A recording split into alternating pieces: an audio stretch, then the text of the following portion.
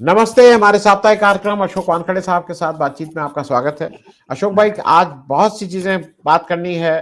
जजेस वर्मा साहब उधर कुछ कर रहे हैं, कुणाल कामरा कहीं कुछ कर रहे हैं, बिहार में कुछ हो रहा है डिलिमिटेशन का।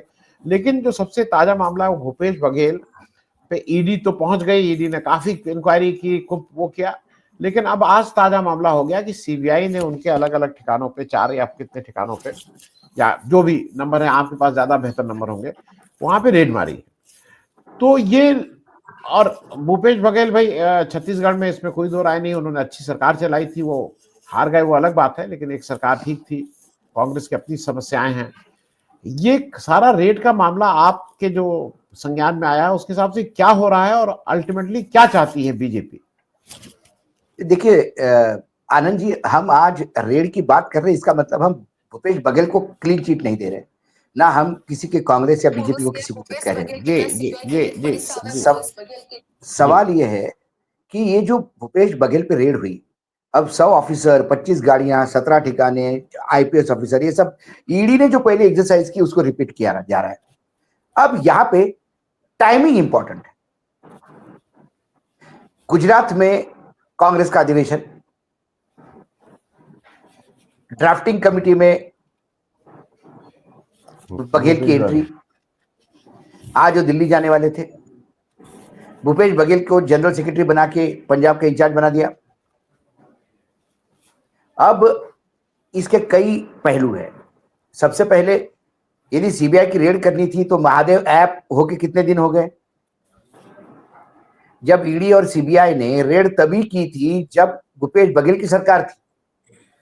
महादेव ऐप तो भूपेश बघेल की सरकार में होते हुए निकला हुआ कांड है। जी। तब आपने कुछ किया नहीं, या तब चढ़ावा सब दूर चढ़ रहा था दिल्ली तक, इसलिए चुप थे, या सरकार दिलवाने में भी, मतलब आज कांग्रेस को, जैसा आपने कहा कि कांग्रेस की अपनी अंदरूनी समस्या है। आज मुझे बहुत बड़ी हंसी, मतलब मैंने ठहाका लगाया जब मैंने सिंहदेव का स्टेटमेंट पढ़ा कि भूपेश बघेल को जबरिया परेशान कर रहे हैं ये लोग और बदले की भावना से कर रहे हैं। मैंने बोला, इतना प्रेम भूपेश बघेल को सत्ता में होते हुए दिखाते तो आप सत्ता से बाहर ही नहीं जाते। तब तो आपको बघेल भ्रष्ट लग रहा था। 10 चीजें आप ही के क्ल्यू से लेके बीजेपी ने लड़ाइयां लड़ी हैं। बीजेपी को फॉडर आपने दिया, खाद आपने दिया। इसमें जो आईपीएस अधिकारी जो अटके हुए हैं, ये घोषित, लेकिन मैं थोड़ा सा डेविएट होकर आपकी बात करूंगा। जी, हर राज्य का अपने एक तासीर होती है। छत्तीसगढ़ ये राज्य जब से जन्म हुआ तब से आज तक अधिकारी चलाते हैं। इलेक्टेड सरकार जो है वो नॉमिनल होती है और उसको चढ़ावा चढ़ता है। जैसा मराठों में संभाजी महाराज और तारा रानी के मृत्यु के बाद छत्रपति नाम के हो गए और सारा सत्ता पेशवा के हाथ में थी। पेशवा माने मराठा राज्य और मराठा राज्य माने पेशवा, यही हो गया था, और छत्रपति नाम के रह गए थे। ऐसे किसी की भी सरकार हो, कांग्रेस की सरकार हो, बीजेपी की सरकार हो, वहां सारा सरकार और भ्रष्टाचार ये अधिकारी करते हैं। चढ़ावा चढ़ता है हर एक इससे। रमन सिंह 15 साल थे, उसके पहले Ajit Jogi founder chief minister रहे, वो खुद ही ब्यूरोक्रेट थे, आईएएस थे, कलेक्टर थे इंदौर में, जब मैं पत्रकारिता शुरू की इंदौर में। उसके बाद रमन सिंह आ गए तो नाम रमन का था, काम अमन सिंह का था। मुकेश गुप्ता और अमन सिंह, इन्होंने 15 साल चलाया। उसके बाद बघेल जी आ गए। बघेल साहब ने नरेंद्र मोदी जी को ये चिट्ठी लिखी थी विपक्ष में होते हुए कि अशोक टुटेजा नाम का भ्रष्ट ऑफिसर है, नान घोटाले में हजारों करोड़ का घोटाला है, इसको तुरंत इस पे एक्शन ली जाए। बघेल साहब सत्ता में आते से ही सबसे नजदीकी सत्ता की कोई था तो अशोक टुटेजा था, वही अधिकारी, और वो 5 साल उसने सरकार चलाई। एक सौम्या चौरसिया मैडम थी, वो छत्तीसगढ़ स्टेट कैडर की थी, लेकिन उसके जलवे ऐसे थे कि मुख्य चीफ सेक्रेटरी भी उनके सामने खड़े हो जाते थे मैडम बोल के, क्योंकि सरकार वो चलाती थी। वहां अमन सिंह और मुकेश गुप्ता थे, यहाँ अशोक कुटेजा और चौरसिया मैडम थी। तो अब जो नई सरकार आई है, ये तो अधिकारियों के लिए और इजी है। और रमन सिंह तो पॉलिटिकल आदमी थे, बघेल थोड़े से एग्रेसिव थे, चढ़ावा ज्यादा मांगते होंगे। लेकिन ये साहब तो खुद ही अपने आप को मुख्यमंत्री कहलवाना पड़ता है उनको 10 बार। ये दिल्ली के रबर स्टैंप है, तो अधिकारी इनको कैसे नचा रहे होंगे आप देख लो। तो ये जो अधिकारियों पे जो रेड हुई है, ये अधिकारी वही है जो आईपीएस ऑफिसर है उसमें सभी। और ये आईपीएस ऑफिसर वो है जो दुर्ग और रायपुर इन 2 जिलों में पोस्टिंग रही। ये 5 पोस्टिंग बहुत बहुत बड़ी पोस्टिंग मानी जाती थी छत्तीसगढ़ में बघेल के समय। एसपी दुर्ग, एसपी रायपुर, आईजी दुर्ग, आईजी रायपुर और आईजी इंटेलिजेंस। ये 5 पोस्ट पे ये जो 4 अधिकारी है यही घूमते रहे। बीजेपी सरकार आने के बाद लगा कि इन भ्रष्ट अधिकारियों के खिलाफ कुछ कार्रवाई होगी, कोई नहीं हुई। उनको पोस्टिंग है, कोई आईजी बना हुआ, कोई काय में है, कोई छत्तीसगढ़ आर्म फोर्सेस में है, कूलिंग पीरियड में एंजॉय कर रहे। सीबीआई को इतने दिन लगे रेड करने को। यदि गुजरात का अधिवेशन नहीं होता तो सीबीआई रेड भी नहीं करती, मुझे लगता है। अब कांग्रेस के लिए सबसे बड़ा प्रॉब्लम यह है कि कांग्रेस किसको प्रमोट करे। जिसको प्रमोट करे पूछ उठाओ तो मादा ही दिखती है, जिसको प्रमोट करे उसके, क्योंकि प्रमोट देखिए दिल्ली में जो काकस है उसके नजदीक, क्योंकि गांधी परिवार के पास एकदम जा नहीं सकते आप, आपको एक बड़ी दीवार फाड़नी पड़ती है और वो दीवार रिश्वत के पैसे से चलती है।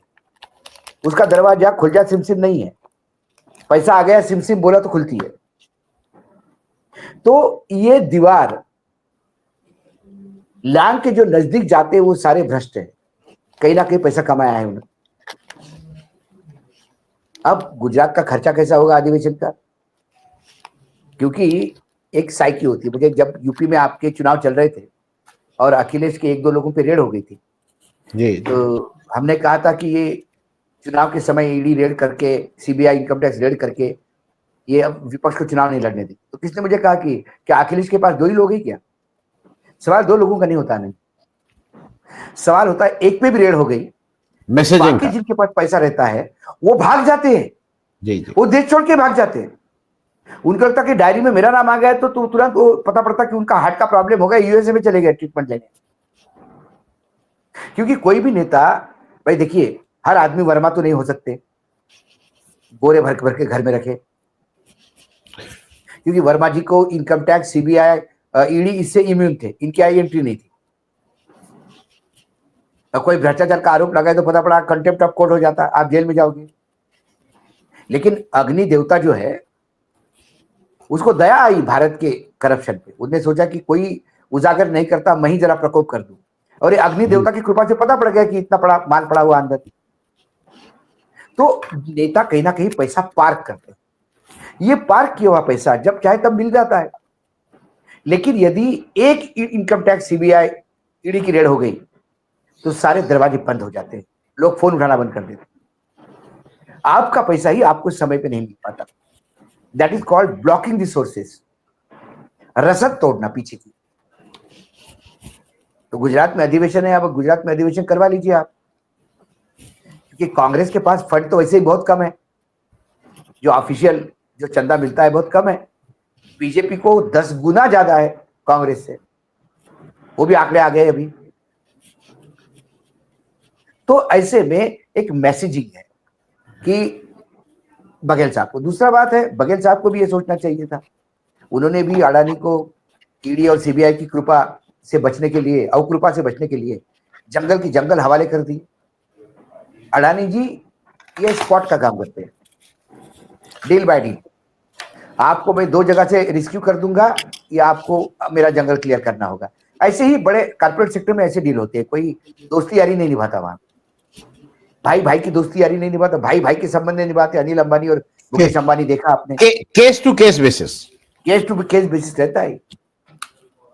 तो अब कांग्रेस को उन्हीं लोगों को प्रमोट करना होगा जिनके पीछे बैगेज नहीं।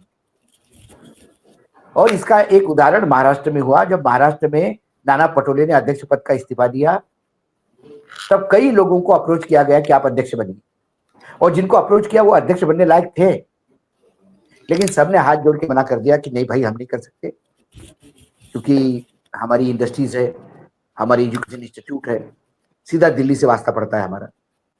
हम आपके साथ है, हम एक्टिव मेंबर है पार्टी के, लेकिन अध्यक्ष पद लेंगे तो हम पे काज गिरेगी। इसलिए उनको सबकार नाम का एक आदमी ढूंढना पड़ा, जिसके पीछे कोई बैगेज नहीं, जिसका कोई एजुकेशन इंस्टीट्यूट नहीं, जिसके कोई मॉल नहीं, जिसका कोई रियल एस्टेट में काम नहीं, जिसका कोई बिल्डर नहीं, गांधीयन फिलोसफी का आदमी है।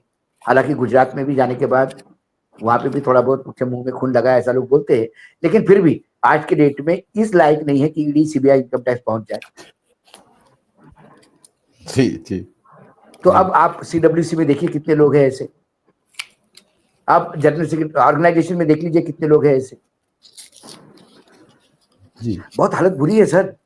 जी, मैं अशोक भाई इस पे भी, क्योंकि एक वो भी बहुत इंपॉर्टेंट है, और उस पे कौन विलेन है कौन हीरो है, क्या सच है क्या, वो तो रोज नई कहानी की तरह, जासूसी उपन्यास की तरह हो रहा है। जो यशवंत वर्मा जी हमारे उत्तर प्रदेश के जज साहब गए हैं दिल्ली, उनके यहाँ से अभी तक ये भी नहीं पता है कि 15 करोड़ का है कि 50 करोड़ है, क्या है, जला नहीं जला, गांधी जी जल रहे हैं, ये सब एक बेसिक प्रश्न लेकिन अभी भी है। मैं उस पर आपकी टिप्पणी लूं कि अभी तक एफआईआर क्यों नहीं हुई है, क्योंकि नोट जला ये सब लोग कह रहे हैं, एफआईआर क्यों नहीं हुआ? हम ये नहीं कह रहे उनके अगेंस्ट हो, कोई एफआईआर तो कर दो।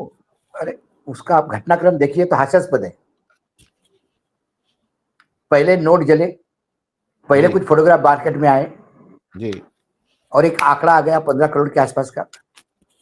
जब ये सब दूर हो गया, जब ये सोशल मीडिया में और बाकी मीडिया में आना शुरू हो गया, तो सुप्रीम कोर्ट ने कॉलेजियम की मीटिंग ली, एक इंक्वायरी ऑर्डर कर दी इसके खिलाफ, और इसका ट्रांसफर इलाहाबाद कर दिया। शाम को जब ये आ गया कि क्या भ्रष्ट आदमी का ट्रांसफर ही इसका एक सजा है क्या, तो 5:45 पे सुप्रीम कोर्ट का एक प्रेस रिलीज आया। इन्हें ट्रांसफर पहले मांगी थी, ये प्रोसेस पहले से चल रहा था, इसका इस अग्निकांड से कुछ लेना देना नहीं, लेकिन वो जो अग्निकांड का जो मामला है उसकी इंक्वायरी जारी रही। और जब लेना, फिर इसके बाद फायर ब्रिगेड का आया कि कोई नोट जले ही नहीं, मिले ही नहीं। उसके बाद पुलिस वाले कह रहे कि हमको तो कुछ पता ही नहीं। ये सारी बातें होने के बाद दूसरे दिन सुप्रीम कोर्ट ने वीडियो ही लोड कर दिया, ये नोट जले भाई। अब फिर से फायर ब्रिगेड कह रही थी कि हाँ जले तो है, फिर से पुलिस कह रही कि हाँ ऐसा पता तो पड़ा है। अब वर्मा जी कहते कि मेरे घर में नोट कैसे आए मुझे पता नहीं, और यदि ये वर्मा जी की आपने बात मान ली तो आनंद जी, इस देश में एक भी ईडी का, इनकम टैक्स का, सीबीआई का केस नहीं चल सकता। एयरपोर्ट पे किसी ने किसी के बैग में से गोल्ड निकाला, वो बोलेगा मुझे पता नहीं, मैंने तो बैग में नहीं रखा था, किसने रखा मुझे क्या पता। कल किसी की रेड हुई, पैसा मिला, वो बोलेगा मेरे मालूम नहीं। अरे लेकिन ये आपके अंदर के कबर्ड में मिला। अब भाई पता नहीं रात को कौन कबर्ड में रख के गया, आप तो सो रहे थे। कि इतना इजी नहीं है। नहीं अशोक भाई, मैं वर्मा जी का रिकॉर्ड क्या रहा है बनारस में, इलाहाबाद में क्या रहा है रिकॉर्ड। उनके पिता स्वयं जज थे, कॉलेजियम की कृपा थी। उनको मुलायम सिंह जी ने कैसा यूज किया, वो कैसे रियल एस्टेट में कैसे डील करवाते थे, ये सारा कच्चा चिट्ठा अब रोज खुल रहा है। सवाल अशोक भाई, मैं चीजें ऐड कर दूं फिर आपसे, इसलिए क्योंकि मैं जो थोड़ा दर्शकों को भी वो पता लग जाए। जो इस समय चीफ जस्टिस ऑफ दिल्ली है, वो मैं उनको व्यक्तिगत तौर पे जानता हूं, और जैसे मैं शायद जीवन में 1, 2, 3 आदमियों को उनकी ईमानदारी पे आई कैन वाउच, पैसे की ईमानदारी पे। डीके उपाध्याय उनका नाम है। डीके उपाध्याय साहब जो है लखनऊ से गए हैं, फिर बंबई गए थे, बिल्कुल ऑनेस्ट आदमी। 14 तारीख को वो लखनऊ में थे, होली का त्योहार था। ये रात में पुलिस कमिश्नर का फोन आता है, ये भाग के जाते हैं, दूसरे दिन सुबह ये पहले पहुंच जाते हैं और मौका वारदात पे ही रहते हैं। मैं ये बात इसलिए कह रहा हूँ, चीफ जस्टिस ऑफ इंडिया भी संजीव खन्ना को भी जनरली बाई एंड लार्ज लोग ठीक मानते हैं, डीके उपाध्याय जी हैं, लेकिन पुलिस तो पूरी तरह से गृह मंत्रालय के कब्जे में। ये पुलिस का भी कहते हैं मिला, फिर कहते नहीं हमने ये थोड़ी कहा था कि नहीं मिला, फिर कहते ये मिला। और अभी तक एफआईआर क्यों नहीं हो रही? मेरा तो बहुत बेसिक सा है अशोक भाई।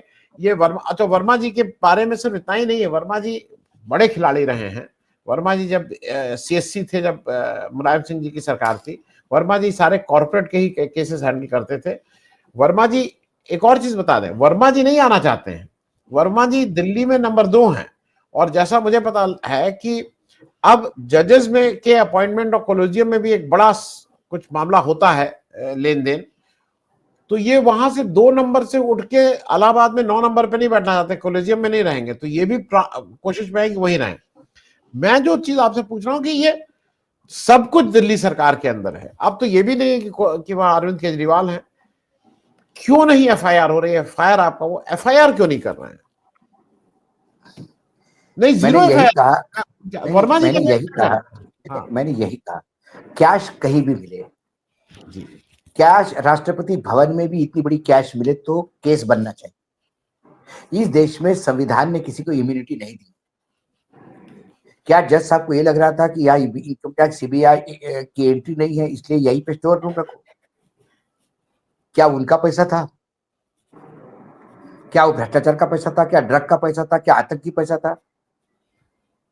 उस कैश का सोर्स लेना है। लेकिन क्योंकि अब न्यायपालिका पे आई है, न्यायपालिका के साख पे आई है, तो पनिशमेंट भी देना है, लिपापोती भी करनी है। और इससे हुआ क्या, एक सामान्य इंसान का न्यायपालिका से विश्वास उठ रहा है। सबसे बड़ा दुख यह है, यदि न्यायपालिका से विश्वास उड़ जाएगा तो फिर करेंगे क्या?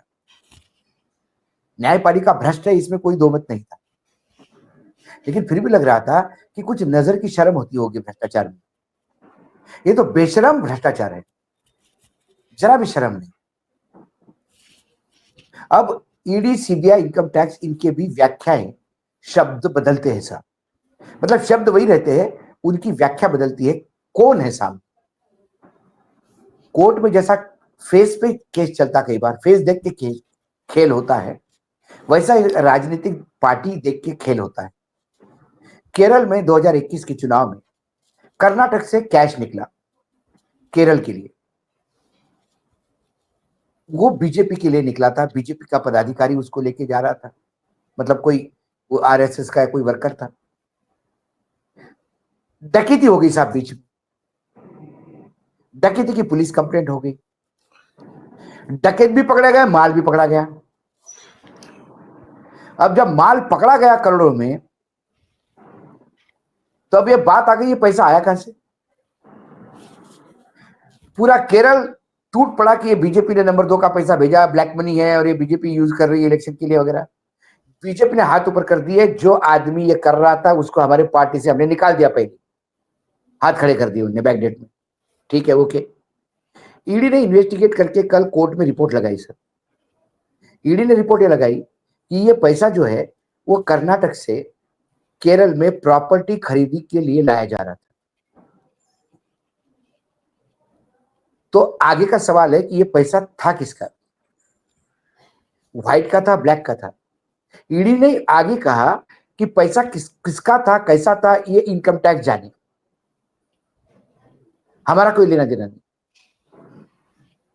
यही यदि कांग्रेस या किसी लेफ्ट का पैसा पकड़ा गया होता तो अब तक ईडी 10 लोगों के पास पहुंच चुकी होती। ये हवाला का पैसा है, किसने लाया, हवाला वाला अंदर, कांग्रेस वाला अंदर, सारे अंदर, और वो जिन जिन के नाम लेंगे वो सब अंदर, क्योंकि ये मनी लॉन्ड्रिंग का मामला है। लेकिन अब ईडी ने कहा कि भाई हमने इतना ही इन्वेस्टिगेट में पाया कि प्रॉपर्टी के लिए पैसा आया था, और किसका है, क्या है, क्या ड्रग मनी था, क्या आतंकी मनी था, कि नक्सली मनी था, इसके बारे में ईडी चुप है। ये केरल का केस है, कल रिपोर्ट फाइल हुई है जी। यहाँ पे बघेल के पीछे लोग लगे हुए हैं, यहाँ पे ईडी पूछ ही नहीं रही है। वहां पे इनकम टैक्स और ईडी, हिसाब ये नोट जले है, उसका क्या करना? मुझे तो लगता है भ्रष्टाचार इतना बड़ा कि महात्मा गांधी ने खुद ही आग लगा ली होगी अपने आप को, क्योंकि गांधी नोट पे सब थे। उन्हें सोचा होगा कि जब मेरे पूरे नैतिकता यहाँ ताक पे लगी हुई है, बिल्कुल गई हुई है, निचले स्तर पे है, मेरे विचारों को कोई लेने वाला नहीं है, कुछ दिनों के बाद अब मेरे भी स्टैचू को तोड़ना फोड़ना शुरू करे तो कोई बड़ी बात नहीं है, औरंगजेब की कब्र जैसा। तो इसलिए अभी अपने को ही स्वाहा कर लो। जी अशोक भाई, मेरे बहुत छोटे छोटे दो इसी के वो हैं, मैं इसको फिर खत्म करेंगे। एक चीज तो जरा आपसे कर लूं, ये जो बार बार कहा जाता है कि जजेस को इम्यूनिटी है, जजेस, जो मेरी समझ है, जजेस को अपने काम करने के दौरान कोर्ट में अगर वो कुछ इस तरह का निर्णय लेते हैं तो उसमें इम्यूनिटी है, नंबर एक। नंबर दो, अगर यही पैसे की जगह जो किसी ने प्रश्न उठाया है, ये मैं नहीं उठा रहा हूं, कि अगर वहां पे कोई ड्रग मिलता और ड्रग एक इतना ही मिलता तो क्या फिर भी इम्यूनिटी रहती? एक तो ये प्रश्न है। दूसरा, एक ये भी कहा जा रहा है कि अमित शाह साहब एक नई बैटिंग कर रहे हैं और उस बैटिंग के जो ओपनर भेजे गए हैं वो धनखड़ साहब भेजे गए हैं। धनखड़ साहब ने ऑल पार्टी मीटिंग बुलाई और वहां उन्होंने कहा कि अगर एनजेएसी होता, नेशनल जुडिशियल अपॉइंटमेंट कमेटी, तो ये सब दिक्कतें नहीं होती। ये सब लोगों का घुमा फिरा के ये है कि कॉलेजियम खत्म हो। तो इस पे और मैं इस पे एक छोटी टिप्पणी चाहूंगा, इम्यूनिटी पे, और ये जो एक कोशिश हो रही है कि किसी तरह कॉलेजियम खत्म हो पूरी तरह से। मैं बिल्कुल सहमत हूं आपसे। Immunity is the decisions when you give. जब किसी केस का निर्णय लेते हैं, उस निर्णय में जो भी आप कहते हैं उससे इम्यूनिटी होती है। आपको भ्रष्टाचार करने का लाइसेंस नहीं मिलता, आपको व्यभिचार करने का लाइसेंस नहीं मिलता, ठीक है। ये जजेस कुछ ऐसे भी मिल जाते हैं। भूषण गवई जी है, जज भूषण जी, जब राहुल गांधी का केस सामने आया तो उन्होंने साथ ऊपर कर दिया हाथ कि मेरे पिताजी कांग्रेस के साथ बहुत उनके घनिष्ठ संबंध थे, कांग्रेस के टिकट पे चुनाव भी लड़े, सांसद भी थे, और राहुल गांधी कांग्रेस के नेता है। क्योंकि मेरे पिताजी का कांग्रेस से संबंध था, इसलिए मैं इस केस से बाहर भी हट सकता हूं यदि भी सरकार चाहे तो। फिर सरकार ने कहा नहीं, हमें आपके ऊपर पूर्ण विश्वास है। और एक हमारे चीफ जस्टिस थे, उनके ऊपर व्यभिचार के चार्जेस लगे, खुद ही कमेटी बनाई और खुद ही क्लीन चिट दे दी। वो ठीक है जी बैठिए। नहीं, कमेटी के चेयरमैन खुद हो गए, कमेटी भी बनाई और तो खुद ही चेयरमैन खुद। वही खुद ही कह देना कि मेरे पे। तो ये कौन सी मोरलिटी है? सवाल है कि इस देश में भ्रष्टाचार, व्यभिचार, दुराचार से कोई इम्यूनिटी नहीं। संविधान सबको बड़ा बड़ा अधिकार देता है।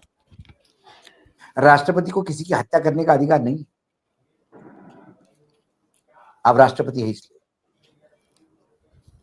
जी। तो बेसिकली ये है कि इन्होंने एक परसेप्शन बनाया कि जुडिशरी पे कोई हाथ नहीं डाल सकता, और इसी के चलते बोरों में नोट पड़े साहब, स्टोर रूम में पड़े हैं बोरों में नोट। जी। क्योंकि डर नहीं है अपने घर में कोई आएगा इसको। वो उनके थे कि 3-4 लोगों से मिलके थे, ये भी नहीं पता। मेरे स्टोर में रूम में रखता हूं, मेरे को इसका परसेंटेज दे देना, ये भी हो सकता है। जी। मतलब इमेजिनेशन करने के लिए तो कई चीजें हैं, जी। लेकिन इसमें जुडिशरी को तुरंत उससे इस्तीफा ले लेना चाहिए, क्योंकि ना खाने दूंगा ना खाऊंगा वाली सरकार को महाभियोग चलाना चाहिए था, और ये 2/3 से पास होता। मैं बता रहा हूं आपको, 2/3 से पास होता। जी। जी। अशोक भाई, एक इंपॉर्टेंट है क्योंकि वो छूट जाएगा और सबका बहुत इस समय पूरे देश की नजर है। कुणाल कामरा नाम के जो एक स्टैंड अप कॉमेडियन है, वो मैं इसलिए उनका नाम ले रहा हूं कि देश में बहुत से स्टैंड अप कॉमेडियन है।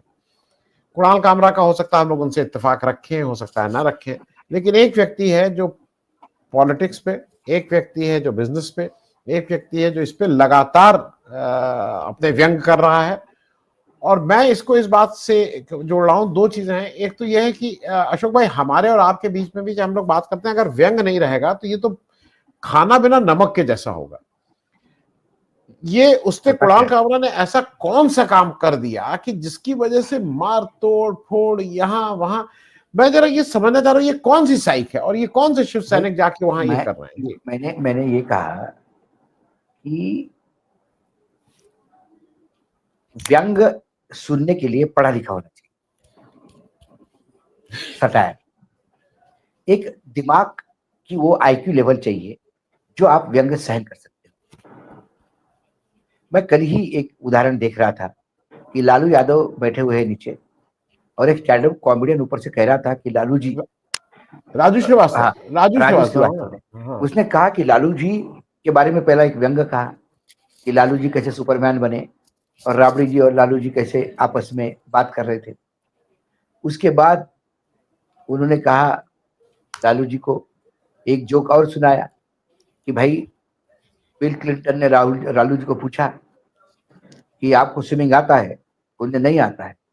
उन्होंने कहा, अरे कुत्ता भी स्विमिंग करता है, तुम नहीं करता? उन्होंने कहा, तुम स्विमिंग करता है क्या? उन्होंने कहा कि हाँ हम करता है। तो फिर तुम कुत्ता है क्या? ऐसे कई जोक सुनाए।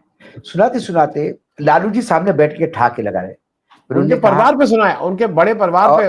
और परिवार कैसा सुनाया उसने, मतलब जी ये आज के लोग होते तो उसकी हत्या कर देते राजू की।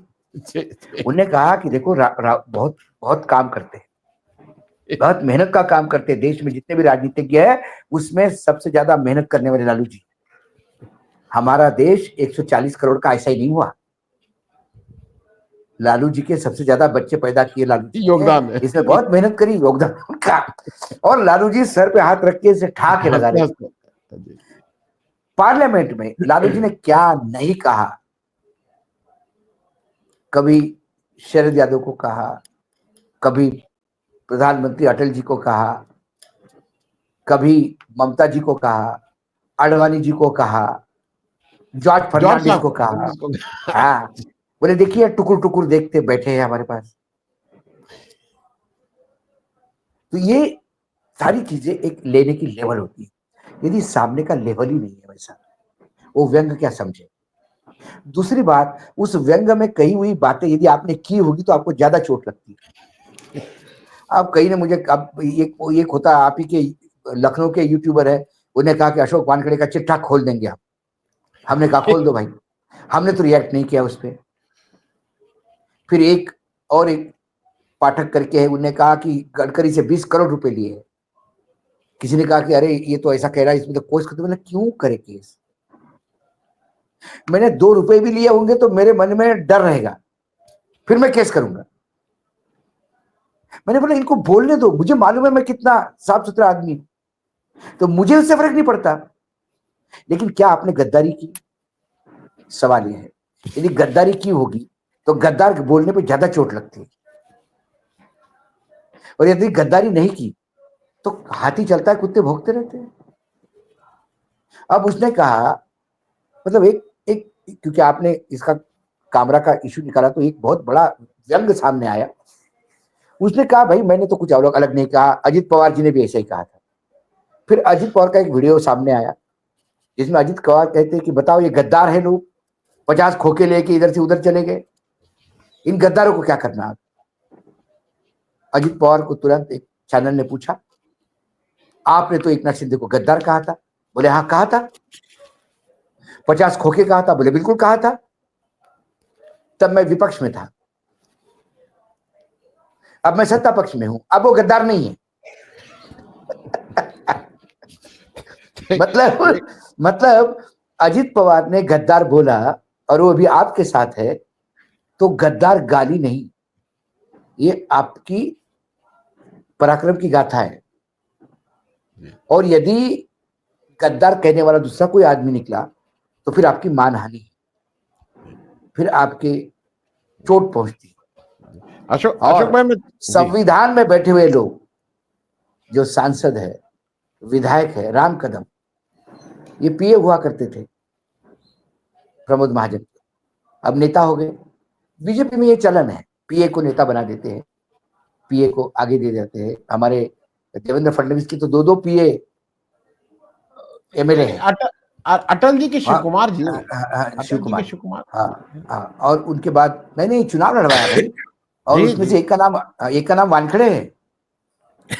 लोगों को लगा अशोक वानखेड़े ने कि टिकट विकेट दिलाने, मतलब भाई मेरा क्यों तुम पत्ता काट रहे हो, मतलब दिल फाड़ रहे हो जबरदस्ती। तो ये फिर राम कदम ने भी कहा कि जहां दिखे वहां धुलाई करना, क्योंकि राम कदम बीजेपी के हैं, उनको विश्वास है वर्तमान सरकार में कानून व्यवस्था है ही नहीं, तो कानून अपने हाथ में लो, इन्होंने सबको बोला।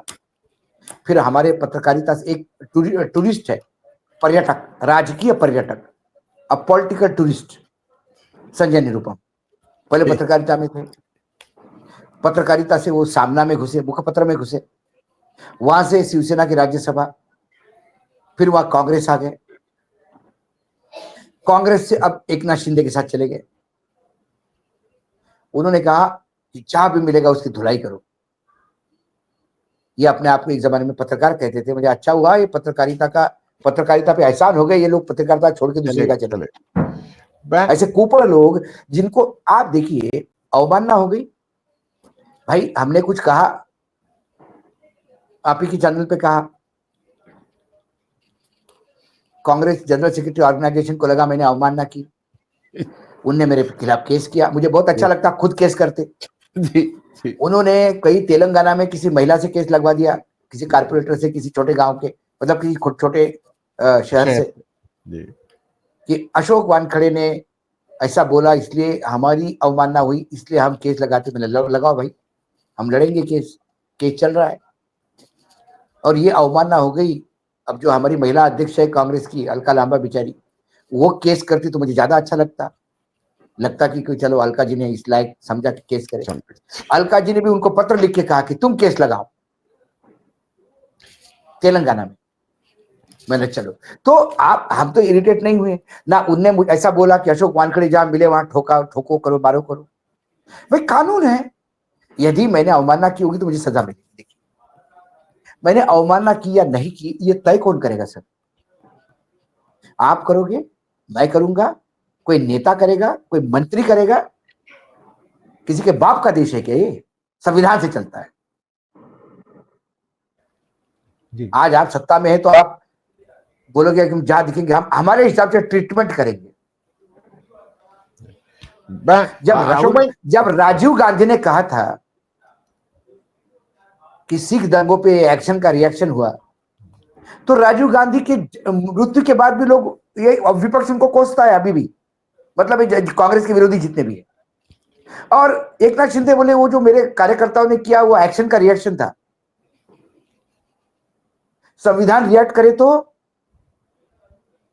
ये जो सांसद एमएलए जो बोले हैं इनकी सदस्यता जानी चाहिए। खुलेआम तुम किसी के हत्या की धमकी देते हो।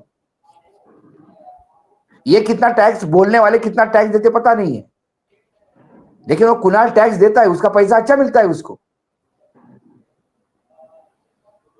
और एक पेरोडी का अच्छा, उसने पूरे इसमें देखिए, उसने पूरे इसमें एकनाथ शिंदे का नाम नहीं लिया। उसने एक ही व्यक्ति का नाम लिया इसमें, देवेंद्र फडणवीस का, उस पूरे गाने में, कि देवेंद्र फडणवीस के गोद में बैठते हैं। अब देवेंद्र फडणवीस खुद कंफ्यूज्ड है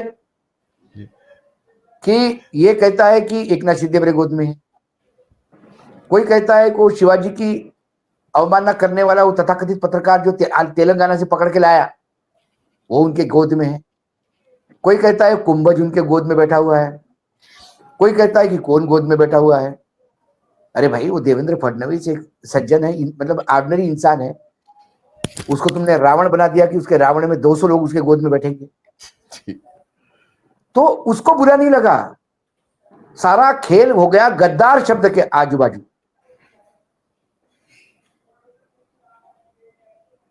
और जो गद्दार कुणाल ने बोलने पे गाली होता है, अजित पवार में बोलने से अच्छा संबोधन माना जाता है।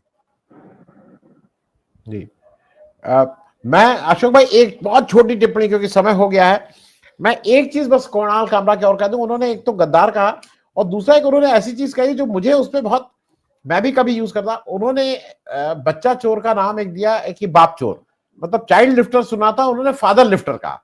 और इसमें मुझे तो कहीं दिक्कत गलत लगता नहीं है। ये बाप चोर तो पूरी उद्धव ठाकरे की शिवसेना बोलती है कि हमारे पिताजी का नाम चुरा लिया, हमारे पिताजी का नाम चुरा लिया।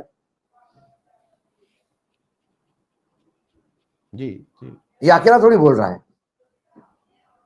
मुझे इस, देखिए राज ठाकरे कैसे भी हो, लेकिन मुझे गर्व है उस आदमी की एक बात पे, वो अलग पार्टी निकाली उन्होंने पार्टी पे क्लेम नहीं किया, उन्होंने अपनी एक पार्टी तैयार की। उसके बाद उन्होंने बाल ठाकरे के फोटो का उपयोग किया, तुरंत उधर से आदेश आया आप हमारा फोटो नहीं लगाएंगे। उन्होंने कहा कि वंदनीय, आज से नहीं, जीवन में कभी नहीं लगाएंगे। क्योंकि राज ठाकरे में कम से कम अपना आत्मविश्वास था, अपना जगह थी। तो राज ठाकरे को खुद पे गर्व करने का 100% अधिकार है। उन्होंने पार्टी बनाई, गलत किया सही किया इसके डिबेट में हम जाते ही नहीं जी।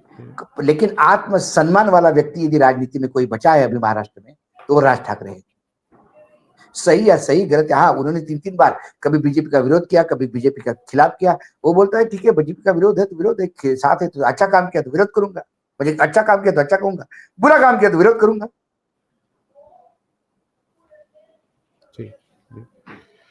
चलिए अशोक भाई, बहुत बहुत धन्यवाद बातचीत करने के लिए। बहुत से इश्यूज रहते हैं, और चलिए बहुत बहुत धन्यवाद, थैंक यू।